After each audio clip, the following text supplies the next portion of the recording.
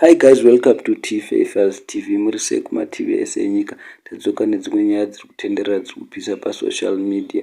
Takudzwa ngadzihore ane video rake riri kutenderera guys achibatwa nevanhu veZANU-PF vanhu vane pfuti.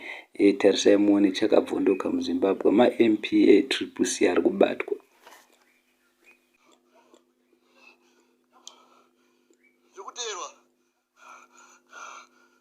I'm sure guys mazvionerawo mega video riripo takudzwa kadzihore raakatora mushure mekunge vaimumhanyisa vachimuteera itimu yevarakashi ndo zvinoita ZANU-PF guys, asi zvinorwadza because ma MP ese CCC ari kuoneswa nhamo, ari kubatwa achiita inonzi adoption pachirungu. Dzimwe nguva ukabatwa netimu iri revarakashi reZANU-PF unotoenda zvamuchose, asi kana uine luck Mwari vainewe unotogona ngopona sezvakaita takudzwa akatora video of which video pamwe rinogona kunge riro rakatoita kuti vaita sevanyare timu yevarakashi.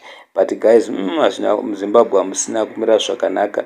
Vese vanhu veCCC especially ma MP ari kubatwa achirohwa. Angachitotaurawo nyaya yake kuti ndakabatwa vakaenda neni kune imwe nzvimbo musango vakanondibaya vandibaya vakandizvambura vasingaita. Haisi first time ema MPs eCCC achirohwa. Ndizvairi kuita ZANU-PF timu yevarakashi iri kufamba ichivabata yovabaya nemajekiseni yovazvambura ichibvunza information kuti maplans enyu ndei, muri kuita kuplana chii, what is your next move. Zvinhu zvakawanda zvakasiyana siyana guys. muZimbabwe hamusina kumira zvakanaka. Handizivi kuti tingaita sei Kakabvondoka guys because vanhu ava havadi kutombonzwira tsitsi, vanorova kutanga vachauraya. Kana ukarohwa dzimwe nguva unogona kungosara uchifira ipapo. Saka tovaziva vanhu ava, dzimwe nguva ukabatwa nevanhu ava udzoke unotoenda zvamuchose.